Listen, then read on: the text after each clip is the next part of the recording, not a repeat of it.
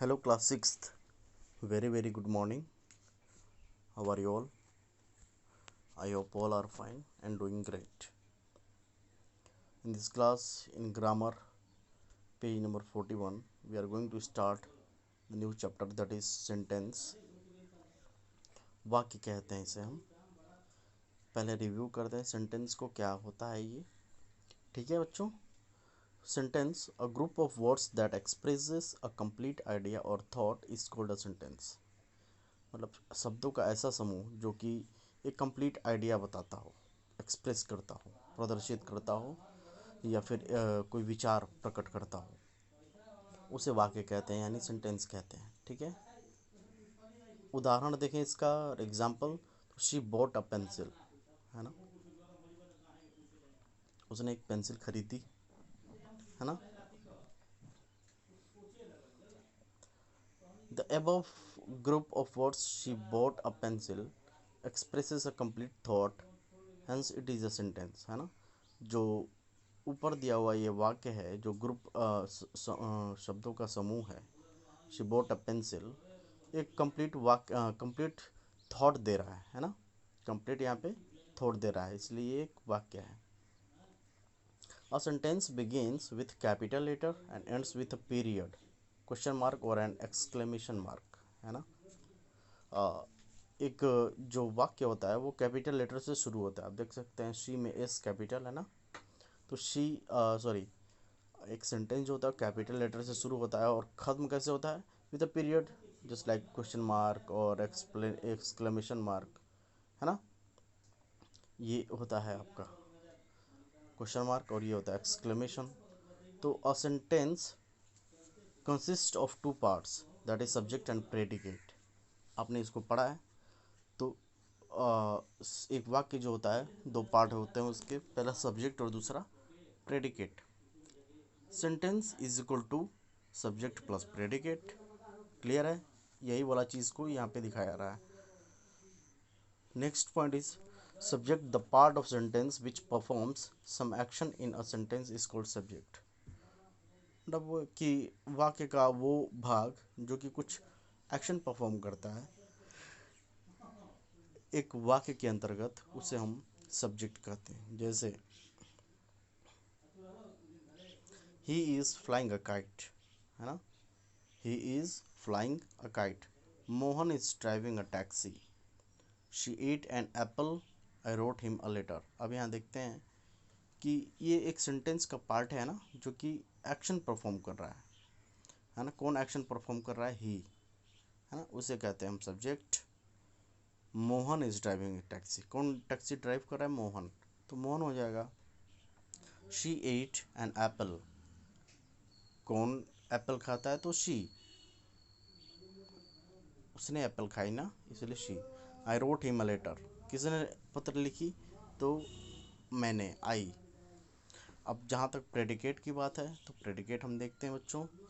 The part of sentence which tells about the subject is called predicate, है ना. मतलब कि सब्जेक्ट के बारे में जो वाक्य के अंदर जो चीज़ें बताती हैं, उसे हम प्रेडिकेट कहते हैं. एग्जाम्पल अगर हम देखेंगे यहाँ पे, ठीक है, तो यहाँ देखिए, ही इज़ फ्लाइंग अ काइट. ठीक है, वो क्या कर रहा है, तो काइट फ्लाई कर रहा है ना. कौन ड्राइव कर रहा है, तो मोहन, तो सब्जेक्ट हो गया. क्या कर रहा है, तो ड्राइविंग अ टैक्सी. कौन और क्या से आप सवाल करेंगे. कौन खाया एप्पल, तो शी. क्या खाया एप्पल, और क्या खाया, तो एट एन एप्पल. किसने पत्र, कौन कौन पत्र लिखा, तो आई. कौन क्या किया, तो आई क्या किया, तो wrote him letter. Wrote him letter क्या हो जाएगा, प्रेडिकेट. तो कौन और क्या में ये क्वेश्चन अपने आप से पूछेंगे, तो आपको कौन पूछते हैं तो आपका सब्जेक्ट आ जाता है. क्या पूछते हैं, तो प्रेडिकेट आ जाता है. ठीक है. जनरली हम देख रहे हैं इस वाक्य में जितने भी एग्जांपल्स हैं. ठीक है. अब यहाँ पे हम देखेंगे सब्जेक्ट और प्रेडिकेट को, ध्यान से समझेंगे इसको. She is washing her clothes, है ना. तो अब देखें कि कौन कपड़े धो रही है, तो शी. तो शी यानी कि subject performs action about which something two is told in the sentence, है ना. क्या कर रही है, तो कपड़े धो रही है, तो प्रेडिकेट हो गया वॉशिंग हर क्लोथ्स। तो she is washing her clothes, she क्या हो जाएगा, सब्जेक्ट हो जाएगा, is washing her clothes predicate हो जाएगा। क्लियर है बच्चों। अब यहाँ देखते हैं, subject refers to the action to the actor of a sentence. Subject actor होता है, ठीक है। एक्टर मतलब कि जो किसी कार्य को करता है या प्रदर्शित करता है या करता है, ठीक है।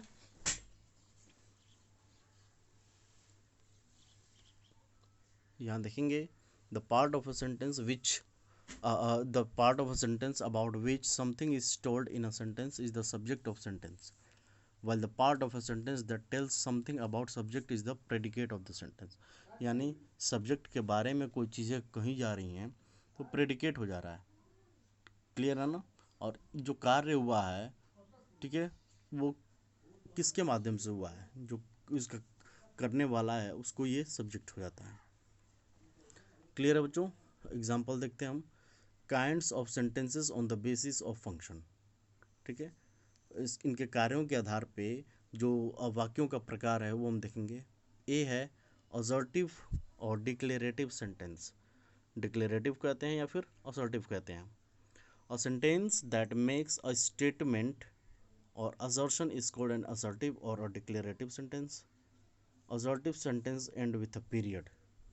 क्या कहता है कि एक जो सेंटेंस होता है वो स्टेटमेंट बनाता है या असर्शन करता है, उसे असर्टिव या डिक्लेरेशन करता है, उसको डिक्लेरेटिव या असर्टिव सेंटेंस कहते हैं, है ना। एग्जाम्पल के तौर पे देखा जाए तो Mr Singh goes to office, we like to play cricket, they are singing a song. ये डिक्लेरेशन है ना, ठीक है।